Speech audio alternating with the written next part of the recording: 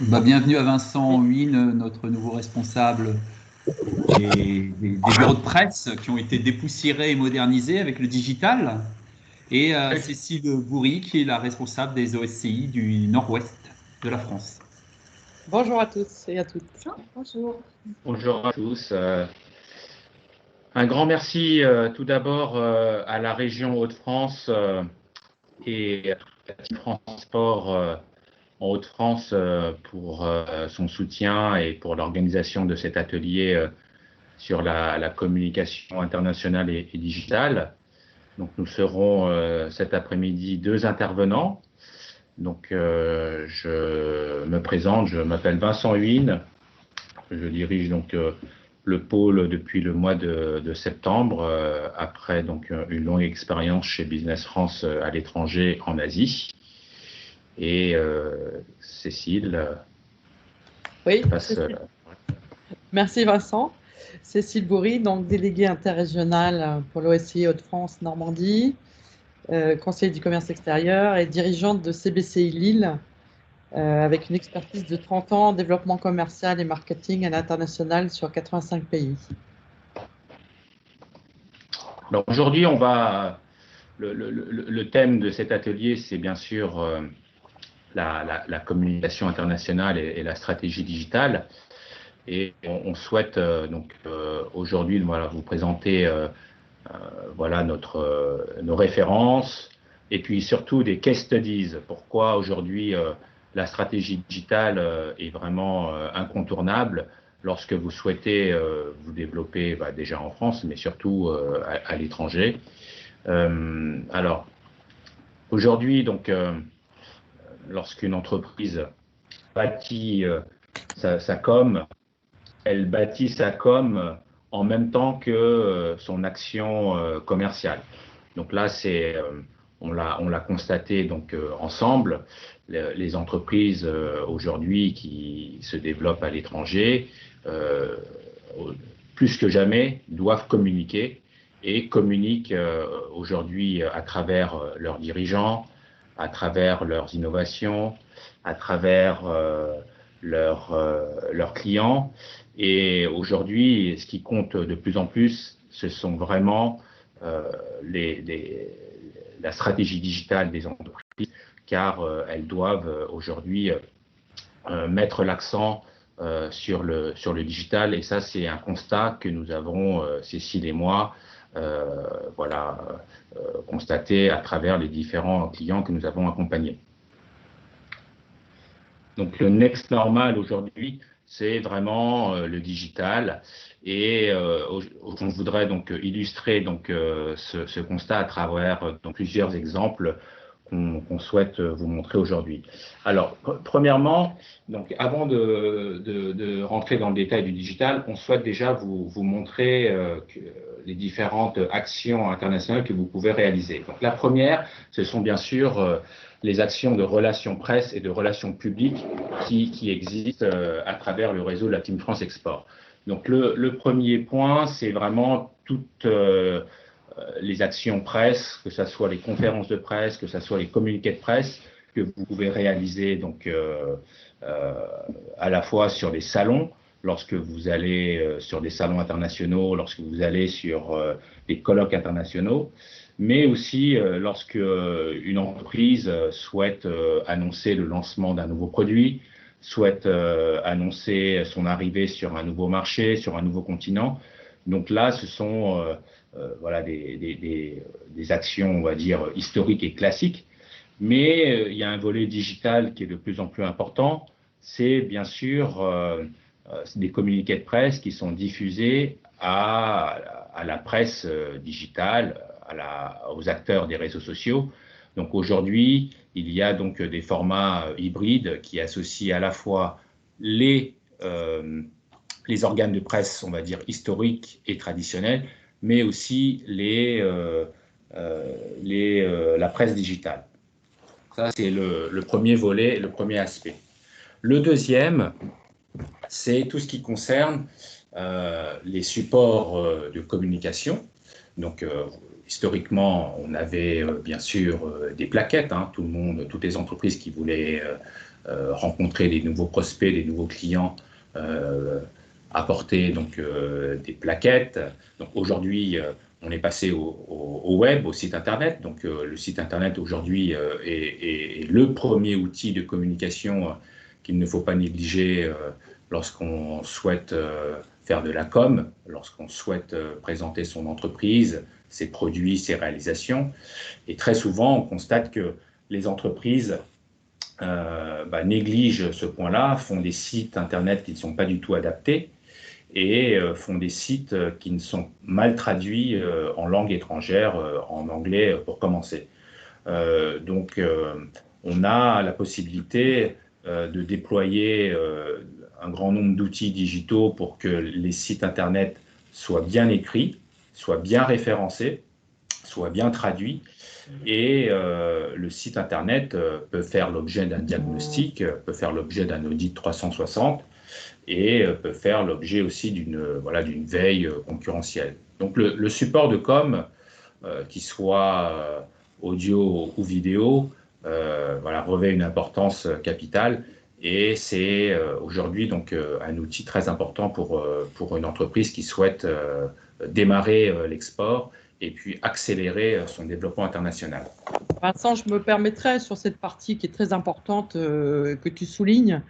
Dans l'audit 360, c'est vraiment un audit qui va être à la fois sur la partie technique, qui va permettre d'étudier le référencement naturel, le positionnement de vos concurrents sur tout ce qu'on ne voit pas, ce qui n'est pas visuel, qui permet référencement payant, référencement naturel, mais aussi un audit de communication pour bien mettre en avant les avantages concurrentiels, la valeur ajoutée, et d'avoir une vraie communication de contenu qui soit pertinente sur du storytelling ou qui mette vraiment en avant pourquoi votre entreprise va être meilleure qu'une autre, pourquoi on va vous choisir vous. Je pense que ça, c'est aussi un audit qui est important dans cette phase. C'est pour ça que je voulais compléter, Vincent. Oui, bien sûr. Alors, le troisième aspect qui monte en force, c'est le digital. Alors, le digital, qu'on aime ou qu'on n'aime pas, qu'on soit 3.0 ou pas, aujourd'hui, c'est un vecteur très important pour communiquer, pour générer des leads, pour créer du buzz et bien sûr pour un retour sur investissement qui est beaucoup plus élevé que les outils et la presse traditionnelle. Alors, en matière digitale, il y a tout et rien et il y a beaucoup d'actions qui peuvent être engagées. Donc, la première, c'est bien sûr les campagnes sur les réseaux sociaux.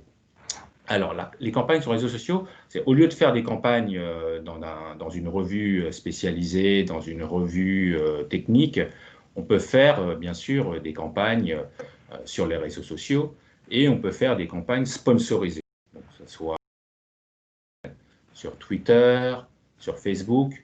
Vous avez donc aujourd'hui des médias digitaux très performants qui permettent donc aux entreprises de pouvoir générer des leads et optimiser leur investissement en marketing et en communication. Cécile? Oui, tout à fait.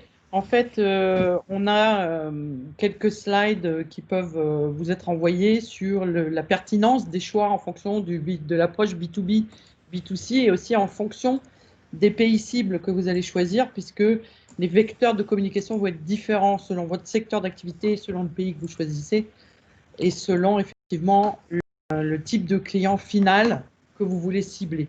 Donc ça fait partie également de l'audit qu'on va faire et qui va nous permettre de vous proposer les actions qui vont être les plus pertinentes et de choisir les bons vecteurs pour pouvoir toucher un maximum de monde.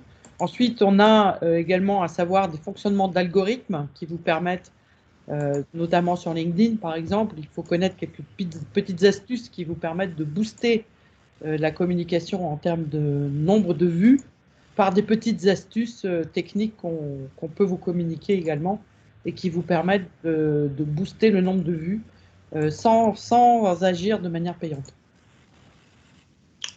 Merci beaucoup, Cécile. Alors, autre action qui monte en force, c'est ce qu'on appelle du community management.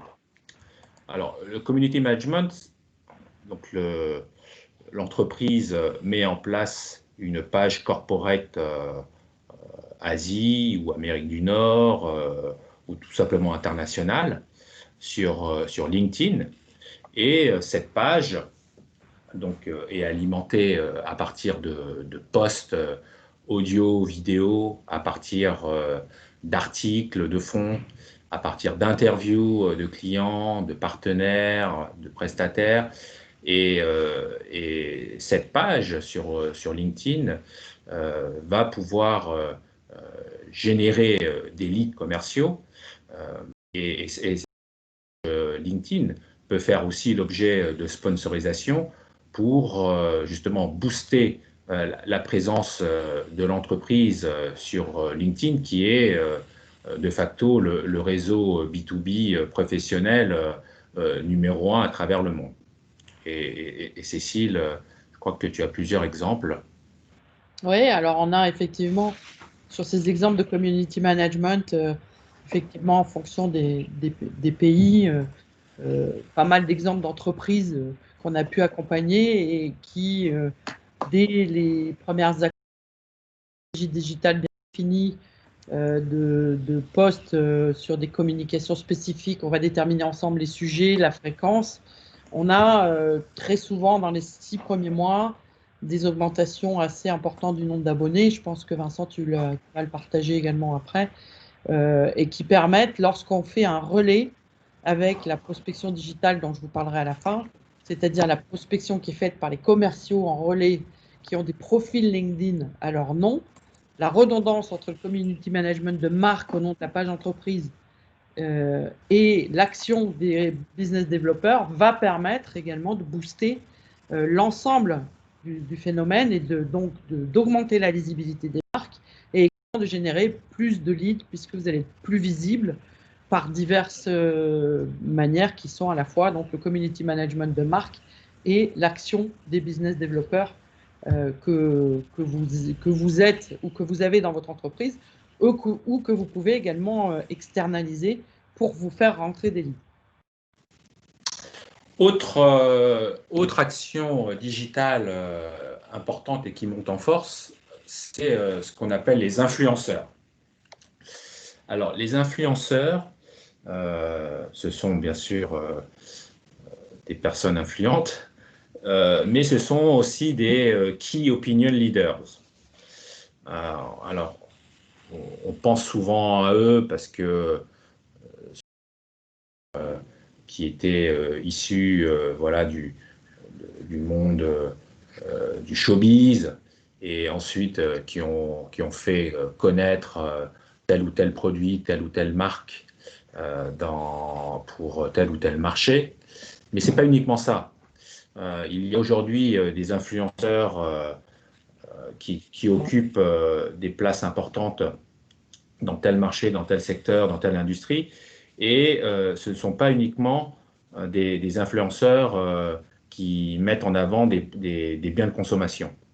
Donc, à l'étranger, la Team France Export a réussi donc à identifier des influenceurs par secteur, par marché.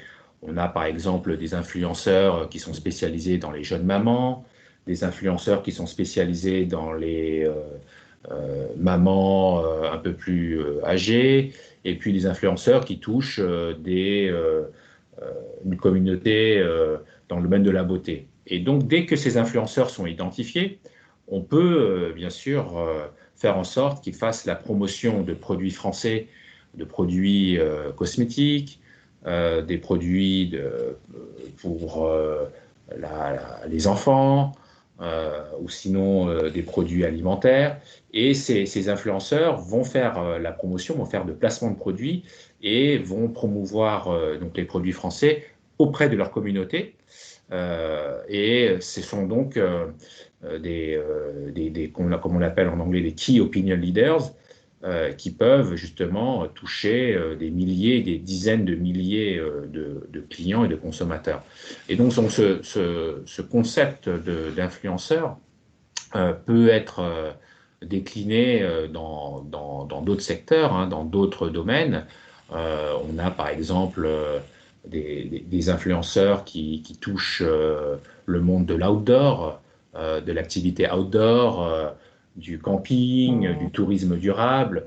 Et donc, vous pouvez bien sûr faire en sorte que ces influenceurs-là qui ont été identifiés et qui auront testé l'offre française pourront faire voilà, de la pub pour vous. On a un exemple d'une stratégie digitale influenceur qui a été faite au moment de la sortie du Beaujolais nouveau. Et ça a été fait par un membre de l'OSCI, spécialiste plutôt en agroalimentaire, qui a effectivement, le jour de la sortie du Beaujolais nouveau, pour un groupement d'exportateurs vinicoles en exportation collaborative, a fait intervenir en live direct une influenceuse qui dansait. Et on pouvait donc se connecter en tant que consommateur pour danser avec cette influenceuse. Donc c'était super bien fait. Pour ceux que ça intéresse, je pourrais envoyer les liens. C'est vraiment très ad hoc, puisque bien sûr ça a été fait au Japon, et comme tout le monde sait que, enfin en tout cas pour ceux qui savent, le Japon est le pays le plus grand consommateur de Beaujolais à l'export, et qui bloque d'ailleurs les envois de containers sur ces périodes de sortie de Beaujolais dans les 15 jours qui précèdent la sortie autour du 20 novembre. Donc, et ça, effectivement, les retombées en termes de vues et en termes de leads se comptent par milliers. Voilà, c'est ça.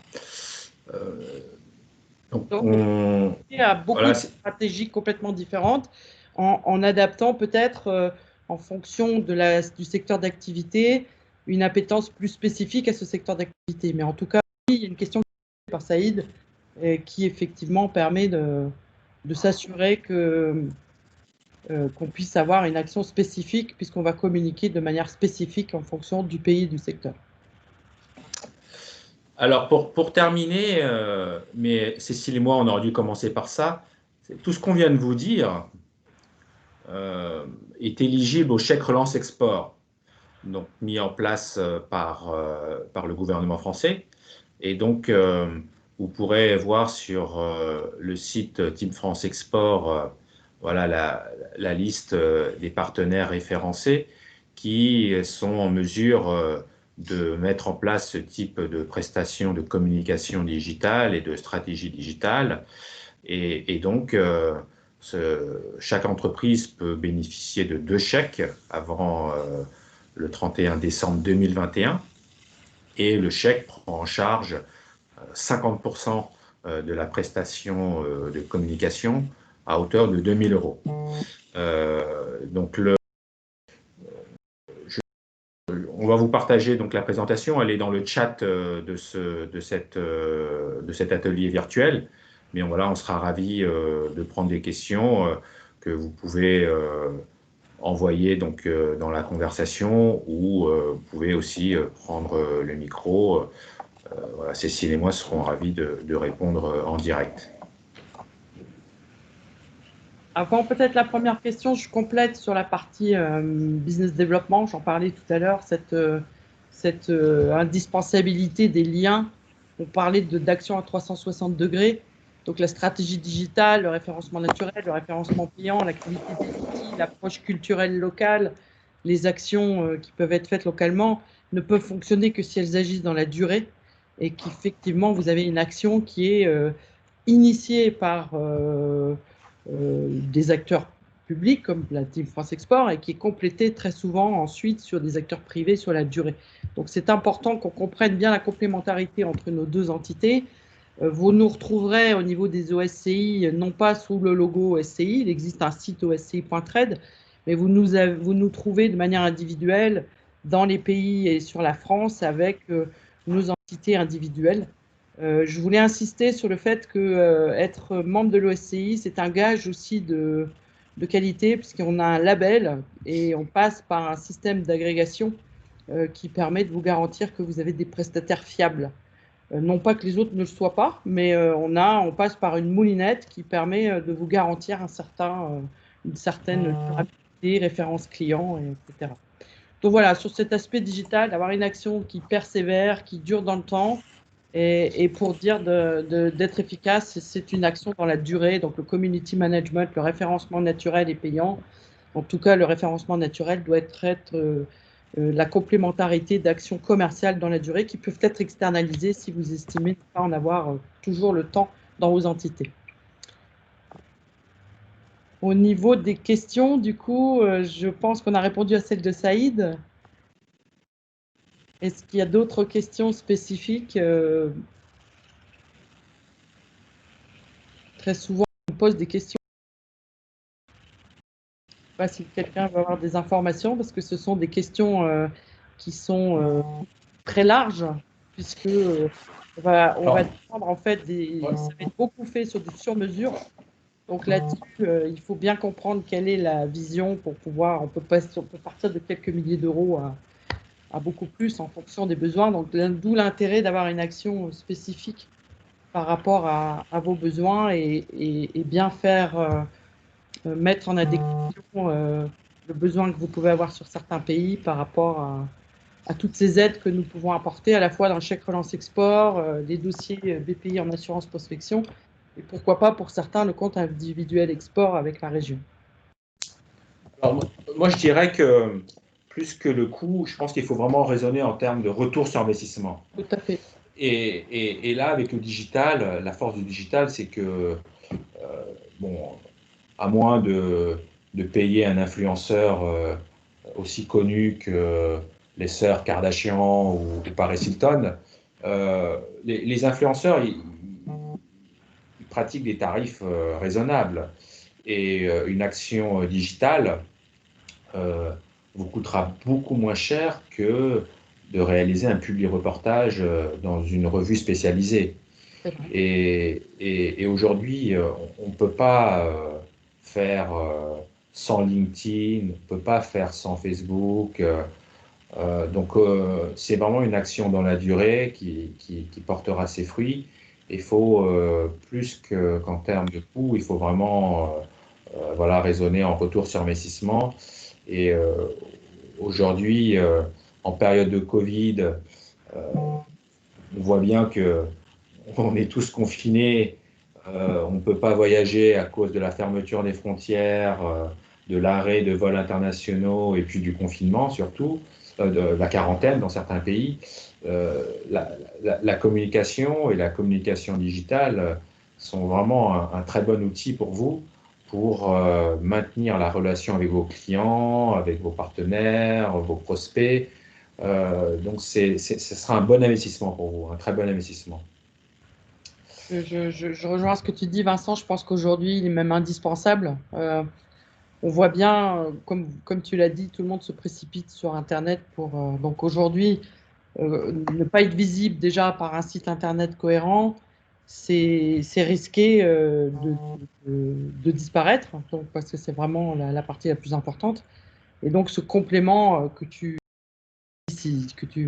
dont tu fais si bien part avec le community management de marque, les influenceurs et pourquoi pas l'action locale est vraiment indispensable aujourd'hui.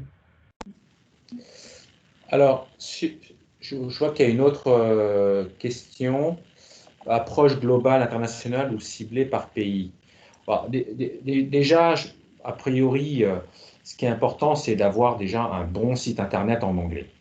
Donc là, c'est vraiment le b.a.-ba et le point de départ pour toute entreprise qui veut se développer à l'international. Après, si vous décidez, par exemple, de cibler la Chine, tout le monde s'intéresse à la Chine, pour prendre cet exemple-là, mais la Chine, on a constaté quand même que les outils digitaux en Chine sont complètement différents des outils digitaux des autres pays, des pays occidentaux. Les Chinois n'utilisent pas LinkedIn, n'utilisent pas Twitter, n'utilisent pas Facebook, enfin ne peuvent pas utiliser plutôt. Et donc, il faut donc prévoir une stratégie digitale adaptée au marché chinois. trouver le nom de votre entreprise qui soit adapté à la Chine et aux consommateurs chinois. Ensuite, vous serez obligé d'avoir un compte corporate sur WeChat. Aujourd'hui, les entreprises françaises qui s'implantent en Chine et qui souhaitent se développer durablement ont un compte corporate sur WeChat. Et les entreprises chinoises qui vont vouloir sourcer des produits étrangers et des produits français, elles vont regarder si vous avez un compte WeChat ou pas. Voilà, donc ça c'est l'exemple de la Chine. Donc, ouais, pour répondre à votre question, l'approche globale va surtout concerner voilà, le site Internet. Il faut bien sûr avoir un site en anglais qui soit vraiment performant, adapté, percutant. Et ensuite, vous pouvez cibler les pays en fonction voilà, de vos priorités export et de vos priorités stratégiques.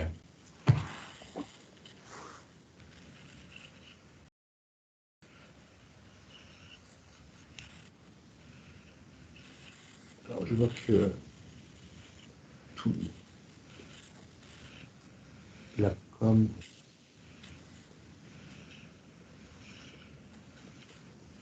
Oui, c'est vrai. Le commentaire de Pierre, que la com digitale est très efficace en mode build and run d'un projet de développement international. Oui, c'est vrai. Il y a une autre question, Cécile. Je ne vois pas d'autres questions. Je n'avais pas vu. Comment transformer efficacement les followers contacts sur un réseau social en acheteurs réels? C'est une très bonne question. Ah oui, bah oui, c'est une bonne question. Alors, moi, j'ai envie de répondre à partir du moment où vous avez un lead classique. Vous avez un lead classique qui rentre par téléphone, par mail, ça va être la même chose. Il va falloir qualifier. Donc, vous avez plusieurs approches possibles.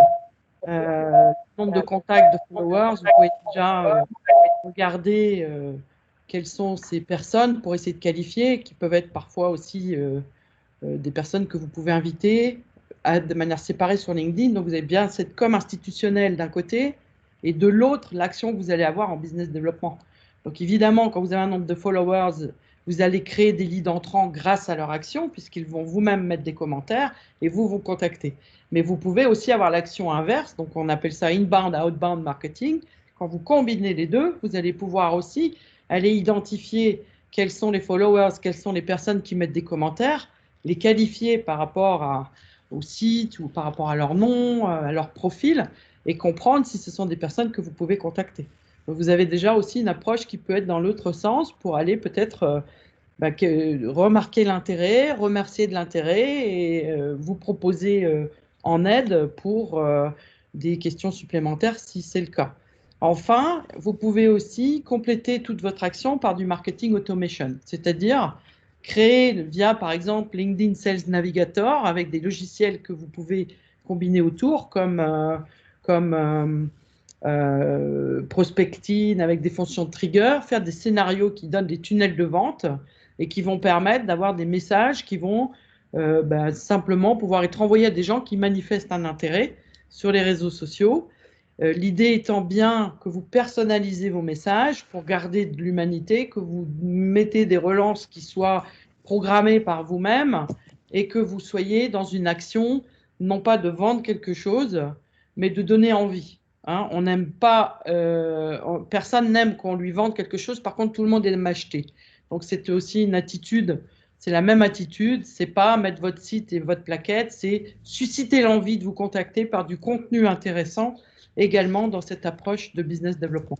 Alors je ne sais pas si j'ai répondu exactement à la question, mais en tout cas c'est un savant dosage d'équilibre, comme dans toute action que vous aviez auparavant, qui était déjà une action de transformation de contact suspect ou prospect entrant en contact client. Donc c'est la même action, mais elle se déplace sur le digital. Et du coup, on doit humaniser de manière écrite et de manière visuelle par des messages qui donnent envie de vous contacter. On a quelques formations possibles sur ces sujets. Et en tout cas, je me ferai un plaisir de répondre à des questions indépendamment de tout ça, si vous le souhaitez, avec Vincent. Merci Christophe, je pense qu'apparemment vous êtes satisfait de la réponse, c'est tant mieux. Alors, je pense que Vincent et moi, nous avons laissé nos coordonnées, hein, donc dr-nord-ouest-osi.trade et cécile@cécilebourry.com. Vous avez l'adresse de vincent.win@business-france.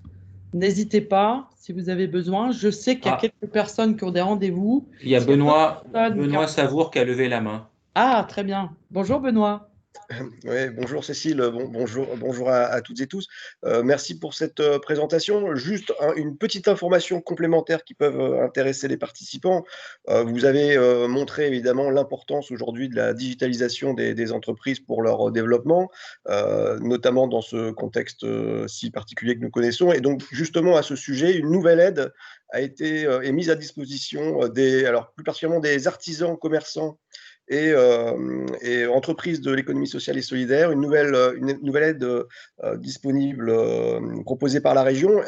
C'est une aide qui est pour l'aide à l'équipement. Et donc, de ce point de vue-là, ça vient de manière tout à fait complémentaire avec ce que vous avez présenté, puisque souvent, l'aide à l'équipement numérique est assez peu soutenue, généralement. Et donc, voilà. Donc, je vais vous mettre dans le fil du chat le lien pour avoir toutes les informations sur cette aide qui s'appelle Investissement numérique pour les artisans commerçants, INAC.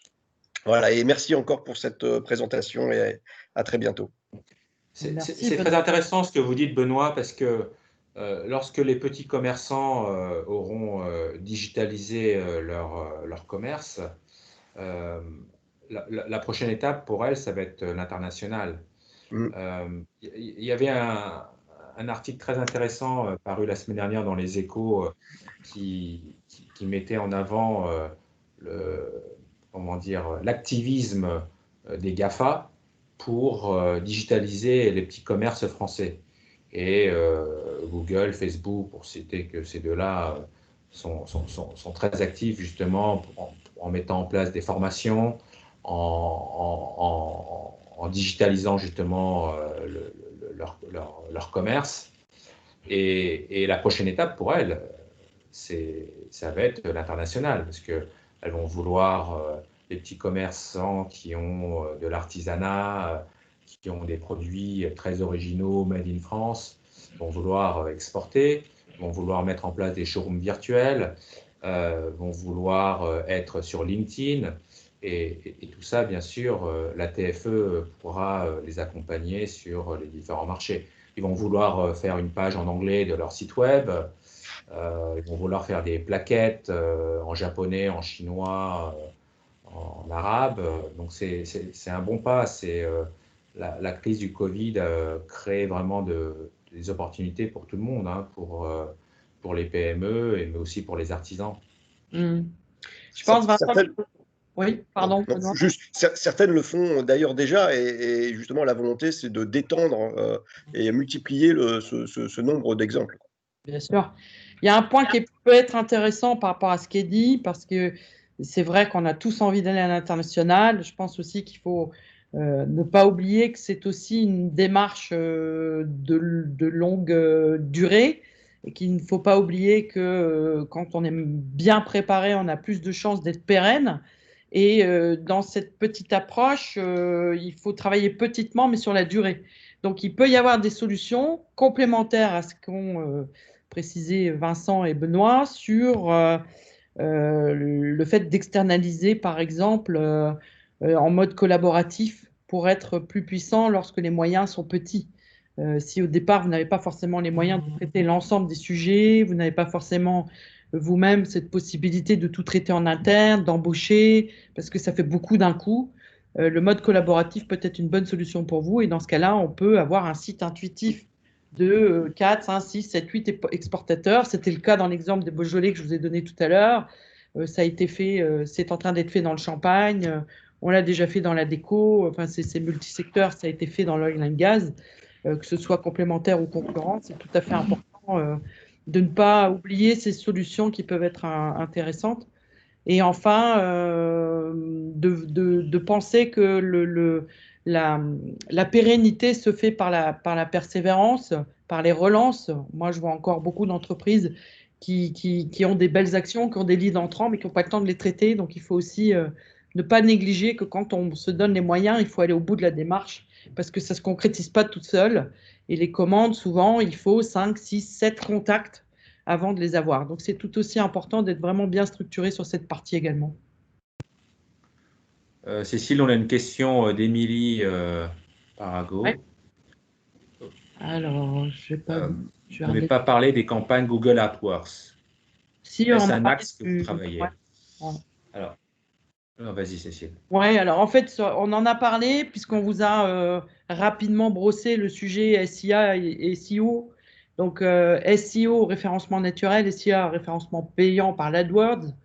L'AdWords, c'est une bonne chose quand vous avez besoin d'aller vite. C'est intéressant lorsque vous voulez le combiner à une action dans la durée sur le référencement naturel. L'AdWords va vous permettre tout de suite de booster. L'intérêt de l'AdWords, si vous analysez bien et que vous ciblez bien, vous allez être pertinent sur des résultats pendant une certaine durée. Ça peut être quelques mois. Maintenant, dès que l'AdWords s'arrête, le référencement s'arrête. Donc, c'est important de le combiner à du référencement naturel pour que vous ayez une action de référencement naturel dans la durée. Et l'AdWords permet de booster dans la phase de démarrage. Donc, c'est bien quand on veut aller vite et qu'on a un peu de moyens à mettre. Je dirais que ce n'est pas forcément efficace si on en fait tous les mois pendant 3 ans. Puisque quand ça s'arrête, il vaut mieux travailler plus en parallèle. C'est comme une table de mixage, en fait, repasser le référencement naturel de manière plus régulière pour être sûr que vous soyez référencé dans la durée. Alors, on a eu quelques retours d'entreprises qui nous disaient que c'était quand même assez cher pour un retour assez moyen. Alors, c'est un petit panel. Hein. On a des entreprises qui préfèrent pas le faire parce qu'elles trouvent que Google facture ça un peu cher. Mais voilà, c'est juste un retour d'expérience, hein, un retour client. Mais on ne peut pas généraliser, je pense. Non, il ne faut pas généraliser. Effectivement, comme je le précisais, c'est vraiment une question de moyens. Si vous voulez aller très vite et que vous avez les moyens, c'est une bonne chose pour booster votre introduction sur le marché. Maintenant, que ce soit du référencement naturel, du payant ou de l'action de community management, et comme de l'action de développement commercial export, vous n'avez pas les résultats qui arrivent au bout d'un mois ou deux. Vous allez avoir des résultats pérennes au bout de 6 mois, 1 an d'action. Donc, le fait de lancer sur 6 mois booste et ensuite, il faut continuer de manière pérenne. Donc, on ne peut pas faire d'AdWords si on fait que ça, c'est dangereux. Il faut forcément le combiner à une action de référencement naturel permanente et constante dans la durée avec des backlinks qui viennent dans les différents pays, continuer à booster votre site en fonction des URL locaux. Je ne sais pas si on a répondu à la question, Émilie. Dites-nous. Ok, merci. Super. On peut prendre d'autres questions.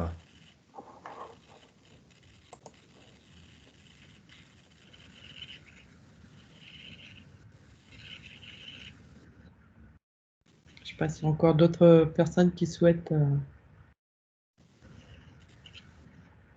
Peut-être pour terminer sur l'AdWords, je vois encore beaucoup d'entreprises aussi qui font de l'AdWords sans vraiment filtrer de manière très pointue.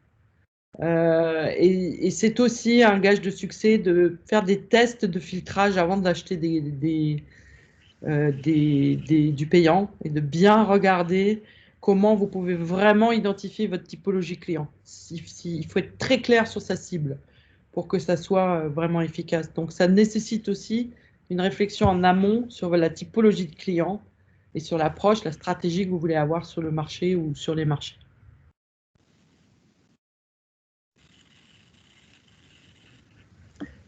Est-ce que, juste pour faire un petit tour de table rapide, parce qu'on n'est pas, pas hyper nombreux, quelle entreprise a déjà adopté une stratégie digitale?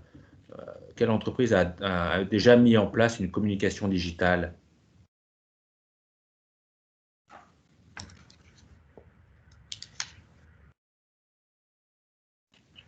Aucune? Si, Pronal. Bonsoir Bonjour François. Cécile. Bonjour François. Bonjour à tous. Nous on a un site internet comme beaucoup depuis très très très longtemps. Et donc là on est en train d'aller un peu plus loin dans le référencement. Parce que tout le problème est dans le référencement finalement.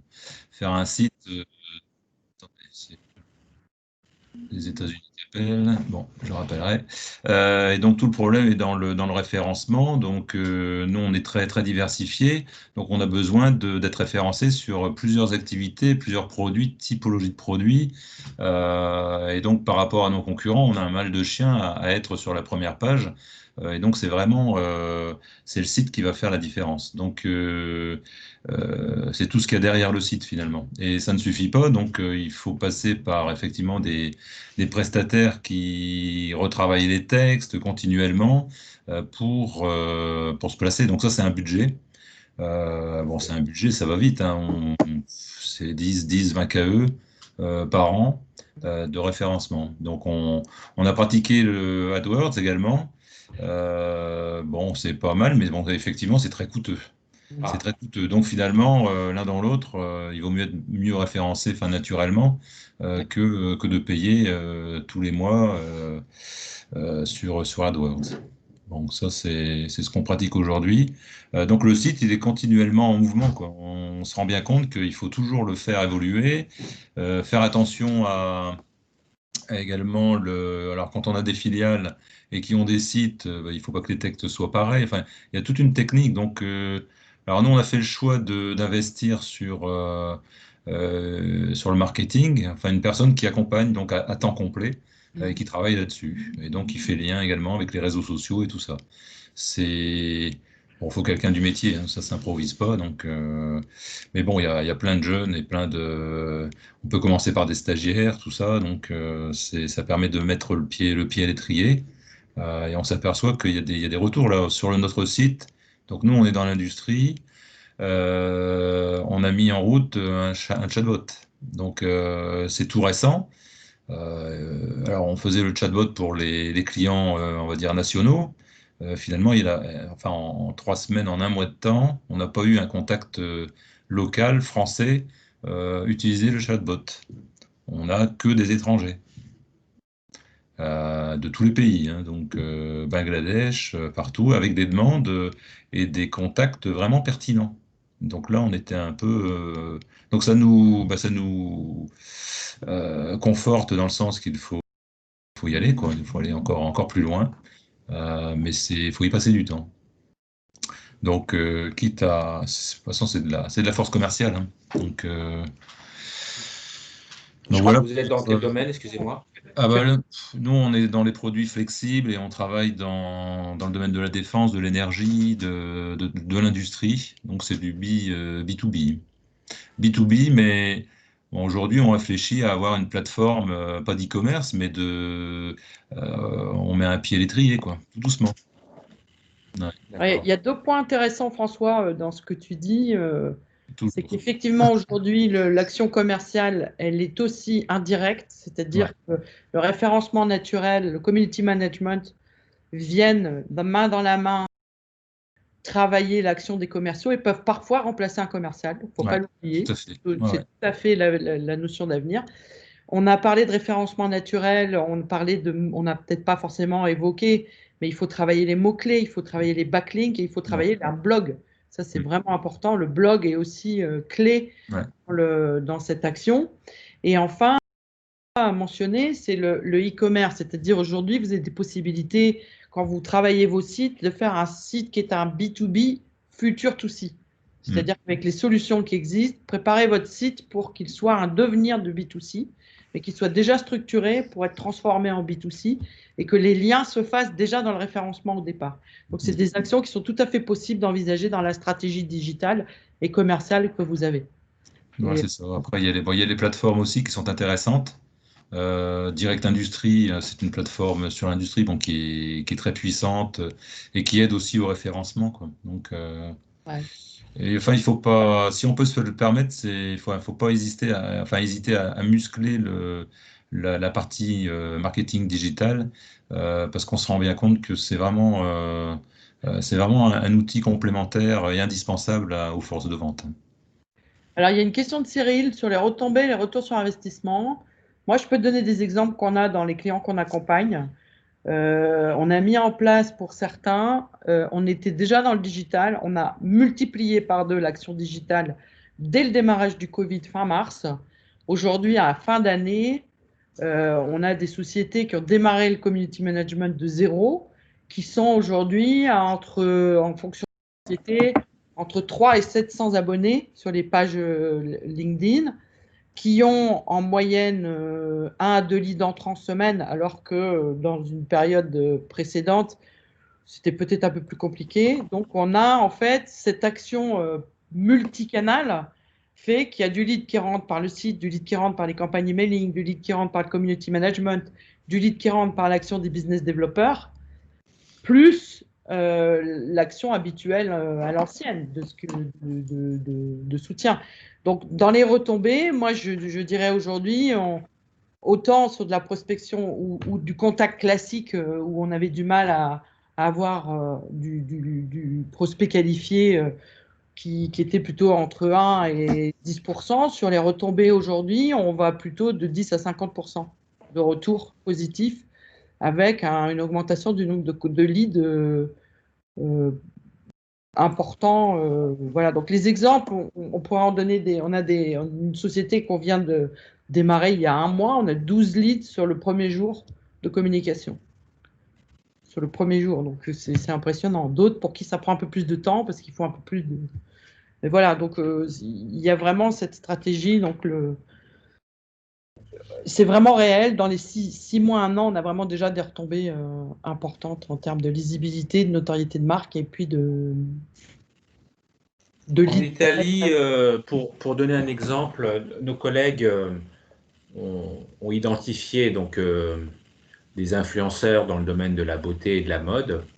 Et donc, des exportateurs français de produits cosmétiques ont envoyé des échantillons à notre bureau à Milan, qui a préparé donc des box, des coffrets, qui ont ensuite été adressés à quelques influenceurs ciblés. Et ces influenceurs donc, ont donné leur accord pour tester les produits et en faire la promotion auprès de leur communauté, auprès de leur groupe d'amis. Ce ne sont pas vraiment les amis, mais en tout cas, ce sont leurs contacts, donc par dizaines de milliers.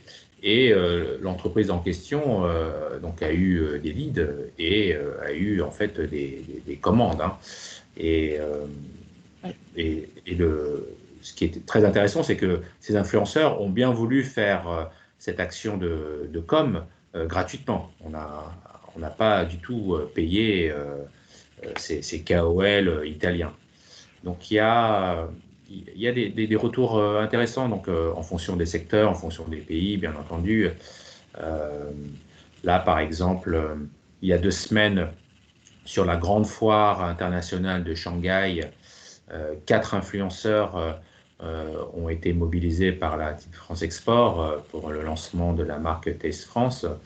Et là, les exposants français, donc là, c'est dans le domaine alimentaire, ont pu justement avoir des commandes suite à cette action qui ciblait des influenceurs. Et là, bien sûr, on touche des dizaines de milliers, voire des centaines de milliers de Chinois, hein, parce que tout de suite, c'est des proportions beaucoup plus importantes. Il y a Saïd qui veut poser une question, je pense, ou qui veut intervenir. Oui, merci Cécile. J'ai gentiment levé la main, j'attendais qu'on me donne la parole. Mais justement, ma question s'adressait en particulier à toi, parce que tu as cité un passage, en tout cas un continuum entre le B2B, la plateforme B2B, et vers le B2B2C. Et justement, est-ce que la réussite, c'est pas de pouvoir combiner je dirais savamment, sa présence physique dans des événements, mais aussi sa présence numérique qui va créer cette continuité. Et finalement, c'est pas ça la complexité aujourd'hui à construire au sein des entreprises, parce que c'est des métiers nouveaux qui sont pas encore ancrés dans les organisations. C'est une excellente question. Merci Saïd. C'est vrai qu'il y a une évolution des mentalités. Avant, on se disait, quand on va sur le digital, on va faire concurrence et on va faire ombre à nos distributeurs. Mais en fait, il faut raisonner à l'inverse. Plus vous avez de gens, ne serait-ce que le sujet Amazon, si vous avez des backlinks et que vos produits sont référencés sur Amazon, vous allez augmenter le trafic de vos revendeurs physiques. Je prends un exemple. Une Ruinart n'a pas besoin d'Amazon pour être vendu. Et il est référencé sur Amazon.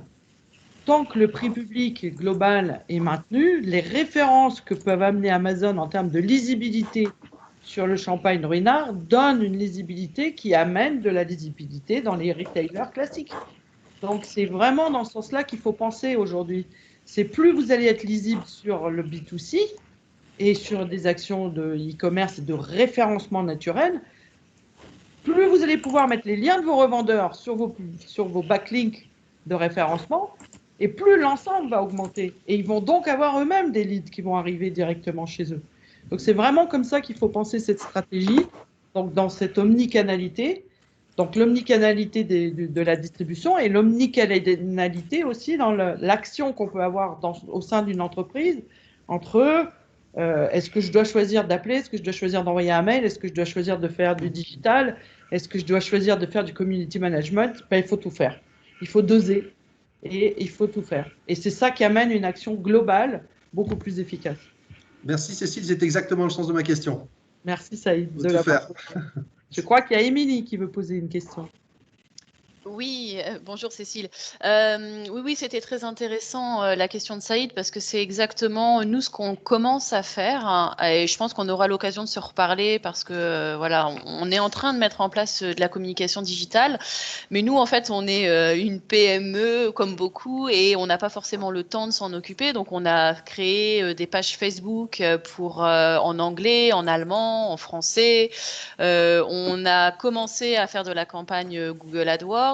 Donc nous, c'est vrai qu'on en voit quand même les retombées, mais en effet, on ne vend qu'en B2B et on a décidé de travailler la communication digitale pour faire la publicité de l'image de la société en B2C et en fait faire de la prescription quelque part auprès des clients finaux pour qu'ils aillent chercher nos produits. Donc ouais, ça rebondit un petit peu sur ce que vous avez dit. Et du coup, j'ai vu tout à l'heure que vous parliez de blog et il y a une personne qui a posé la question, quel est l'intérêt du blog? Parce que ça, c'est quelque chose qu'on n'a pas du tout envisagé et c'est vrai que ça a une image vieillissante, mais c'est par rapport à la multiplicité des canaux, c'est ça? Alors, je ne sais pas Vincent, si tu peux répondre. Pour moi, le blog aujourd'hui, c'est le lien entre le community management et le référencement naturel. C'est ce qui vous permet d'alimenter des backlinks intéressants et qui vous permet d'alimenter la technique et la com. D'accord. Oui, d'accord. Ok. Bon, moi, je suis pas spécialiste vraiment marketing communication. C'est vraiment la vente export, mon domaine. Mais c'est moi qui m'y suis mise petit à petit parce que j'y voyais un intérêt pour la prospection à l'export. Et c'est vrai que je maîtrise pas vraiment tous ces aspects plutôt techniques en fait du site internet et des liens et voilà. Donc. En fait, vous avez d'un côté du community management qui est l'action que vous allez avoir sur les réseaux sociaux, sur la presse, ce qu'a évoqué Vincent tout à l'heure. Et l'action de traffic management, qui est plutôt l'action de référencement naturel et payant. Et le blog est au centre et permet en fait, lorsque vous avez un blog, de pouvoir mieux référencer votre site, mais également d'aller faire le lien avec les actions sur les réseaux sociaux. D'accord, très bien. Et donc ça, avec le business developer export, puisque si vous avez un profil, j'insiste, il faut vraiment tout lier. Si vous avez des actions d'omnicanalité, elles doivent être impérativement liées entre elles. D'accord. Pour que les liens en fait fassent un 360 permanent et vous fassent rebooster systématiquement l'ensemble de votre présence globale. D'accord. Et du coup, l'analyse et le diagnostic du site internet, ça c'est quelque chose qu'on peut organiser avec la Team France pour pouvoir voir un petit peu où ça pêche et les choses qu'il faudrait améliorer au niveau de nos sites en langue étrangère pour avoir un meilleur référencement naturel. Oui, bien sûr. Vous pouvez définir Team France en public ou SCI en privé, c'est vous qui voyez en fonction de votre intérêt et de toute façon, on se parle entre nous, donc en fonction de la spécificité, on vous conseillera l'approche la plus pertinente pour vous. Il n'y a aucun problème. D'accord, très bien. Merci beaucoup. Pour compléter, tous les acteurs sur le marché sont sont bien sûr capables de proposer le diagnostic, l'audit 360, et c'est vraiment important parce que on pense qu'on a fait un site qui est adapté, on pense qu'on a des supports qui ont été bien remis à jour, mais on constate quand même très souvent que voilà, l'anglais est mal rédigé, que le texte n'est pas assez technique ou trop technique pour certains pays, pas assez de visuels. Donc vraiment, c'est un point important hein, de se remettre toujours en question, de vérifier que ces supports sont bien adaptés ou pas. Donc allez-y, envisagez-le pour l'année 2021. Après, le référencement naturel, c'est vraiment c'est une tâche quand même compliquée. Hein. Ça, et là, je pense qu'aucun prestataire ne peut garantir les résultats parce que c'est compliqué. Alors, vraiment la, Vincent, moi, je suis d'accord avec toi, mais on peut garantir avec un certain nombre de jours. C'est-à-dire Oui. que si vous faites minimum un jour par semaine, c'est impossible que vous ayez 0 résultat en faisant les bons backlinks sur les bons sujets.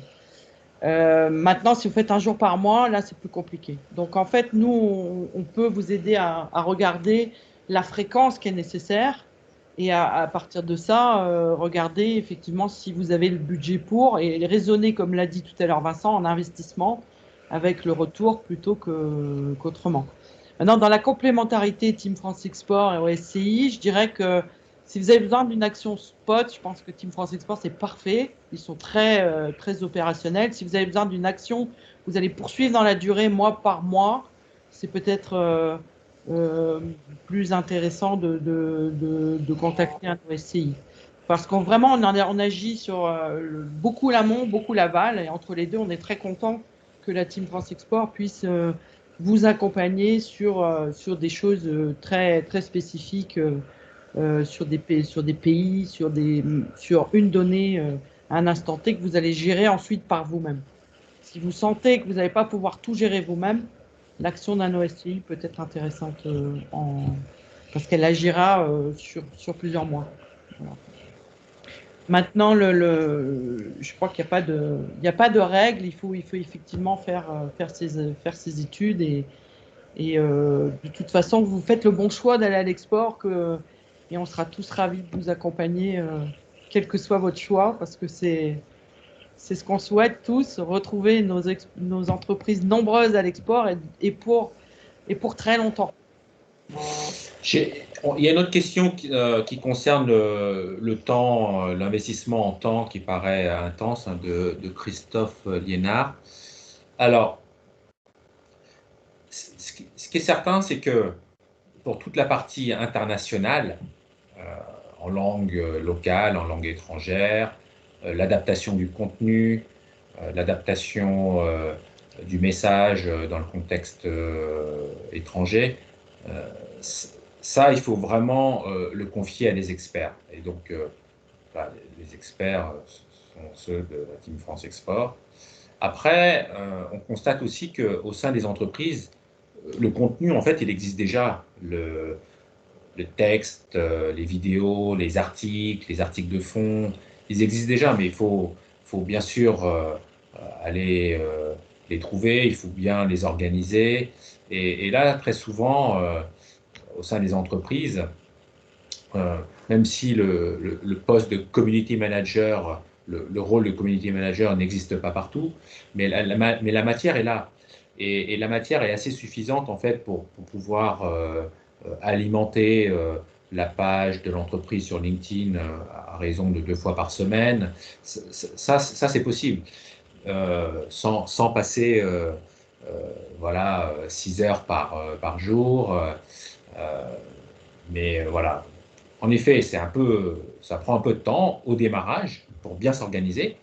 Puis après, au bout d'un certain temps, ça sera bien rodé et vous pourrez, voilà, 2 fois par semaine, alimenter la page LinkedIn et ça sera automatisé. Donc au départ, oui, ça vous mettra un peu de temps pour vous organiser, mais après, ça sera assez fluide. Je vais me permettre de vous remercier, en tout cas pour votre écoute. J'ai un rendez-vous avec une entreprise à 17 h. En tout cas, c'était un plaisir, Vincent, d'animer avec toi. Merci à tous pour votre intérêt et n'hésitez pas à nous solliciter pour des questions complémentaires. Et voilà, je pense que pour la dernière question de Madame Liénard, il faut peut-être regarder ce qui est fait dans les 4 heures en détail, comme l'a dit Vincent, pour regarder si c'est une action qui nécessite une expertise ou si il y a peut-être quelques petites choses à corriger dans les liens qui vous permettraient d'être plus efficace. En tout cas, à disposition de tout le monde. Merci encore à tous et au plaisir à disposition pour la moindre question, n'hésitez pas. Voilà, donc pour conclure, un grand merci à la région Hauts-de-France qui nous soutient pour ces Export Days à Lille et on est à votre disposition pour la suite. Et merci à mon collègue Cyril pour son invitation. Bonne soirée à tous et à toutes. Merci beaucoup.